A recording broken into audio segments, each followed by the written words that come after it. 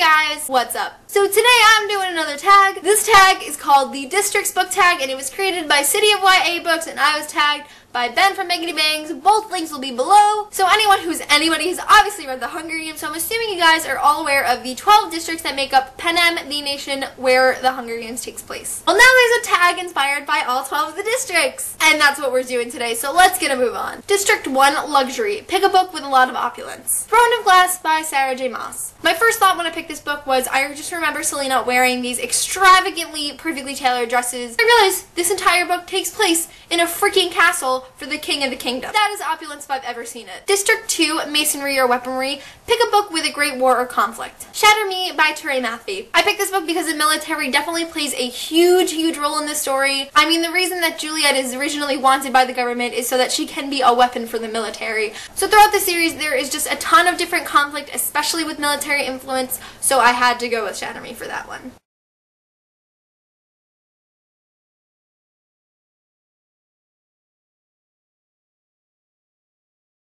Ready Player One by Ernest Cline. The entire premise of this book is just centered around technology. People go to school online, people buy their groceries online. Basically, there is just nothing out there in the world, so everyone just spends their time at home on their computers. And the whole plot of this book involves a contest involving video games, so technology definitely plays a mega role in this book. The technology in this book definitely puts a twist on how we view the internet today. Basically, put the generation below us of those who cannot survive without technology and put them in a dystopian world.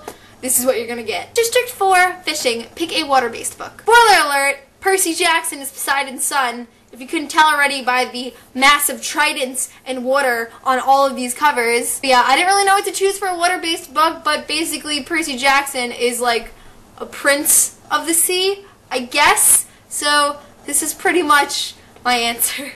District 5, Electricity. Pick a powerful book. This Song Will Save Your Life by lesssssss. In my opinion, I have probably never read a more powerful book for me. I really felt like I was reading my own diary with this book. I say it all the time, but it really just hit home on so many points that are active in my own life, and it was like looking at my life in a novel. It was really weird, and I really connected with it. It really made an impact on what I want for myself and what my values are, and to me, that is more powerful than a lot of books out there that are just fantasy and fun. It really made me reflect on who I am and who do I want to. So if you're really looking for a book that's all about finding yourself, I highly recommend you pick up This Song Will Save Your Life by lesssssss. District 6, Transportation. Pick a book that takes place in many different locations. City of Lost Souls by Cassandra Clare. Not only does this book take place in like 2 or 3 different perspectives in just New York, there is also another perspective where certain characters are in a basically traveling, teleporting apartment. They go to places like Prague and Paris and Ireland and a couple more places, and I just think that is like the coolest thing ever. I would love for my apartment to travel like that.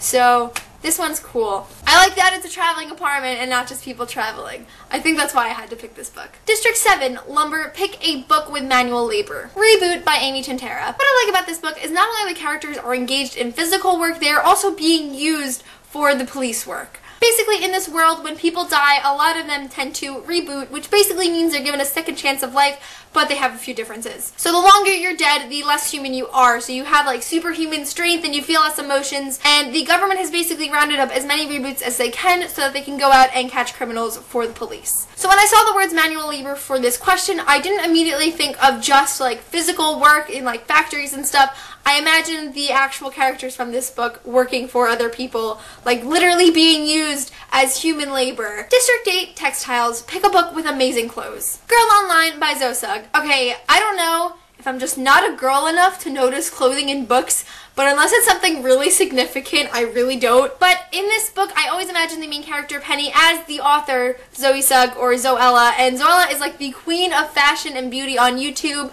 so naturally I just imagine Zoe in awesome clothes that I would personally wear, and I don't know, this is a hard question for me because I just don't pay attention to clothes in books unless it's like Shadowhunter gear, but I already used the word on insurance, I didn't want to use it again, and I'm just gonna shut up. District 9, Grain. Pick a book where food is hard to come by. I am not even going to explain this one. Not going to explain it. District 10, Livestock. Pick a with an animal in it. Harry Potter and the Prisoner of Azkaban by J.K. Rowling. Not only in this book are we introduced to the class for care of magical creatures, the concept of an animagus is definitely pressed more in this book. I mean, we actually meet an animagus besides Professor McGonagall, and we have the whole werewolf business going on, So this book is chock full of mythical creatures. Or animals, right? I think they said animal in the question. District 11, Agriculture. Pick a book where a character comes to a harsh, gritty reality. The Testing by Joelle Charbonneau. In this book, the protagonist, Sia, as well as everyone else her age, is just working for this thing called the testing. The testing is basically your ticket onto a good life. There's better job opportunities, better pay, you get to live in better, I think they were called providences. Basically, the testing is just an opportunity. Basically, the testing is a door of opportunity, and if you don't make it into the testing,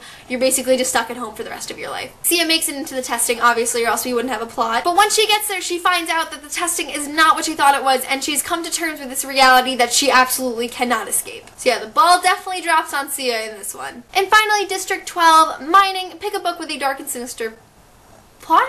What was the question? Volition by Lily Paradise. While there are definitely parts of Volition that make me all giggly inside and give me the feels, the main character, Tate, is one of the darkest characters I have ever read from, and shit gets crazy. Not crazy in a sense that, oh my god, so much is happening, but she really is just like kind of insane, and I mean that in the best way. She's a very dark character. She has this dark part of her that she's constantly referring to in the book, and it's so different from any other protagonist I've ever read from. So while the book itself isn't necessarily the darkest book out there or the most sinister book out there, but Tate definitely brings a lot of darkness into this book, and it made the book 10 times more interesting. Alright, so that is the Districts tag. I had a lot of fun filming this tag, so I'm gonna make a few other people do it. Mike, Cassie, Kelly, Brittany, Red, Selena, Sierra, and Chloe, and Momo, you guys are all tagged. Check down below for the channels. I'm just way too lazy to say it right now. But you guys are all tagged, so do that tag. I'll be looking forward to seeing your video. But that is it for mine, so thank you guys so much for watching, and I will see you soon for a new video. Bye!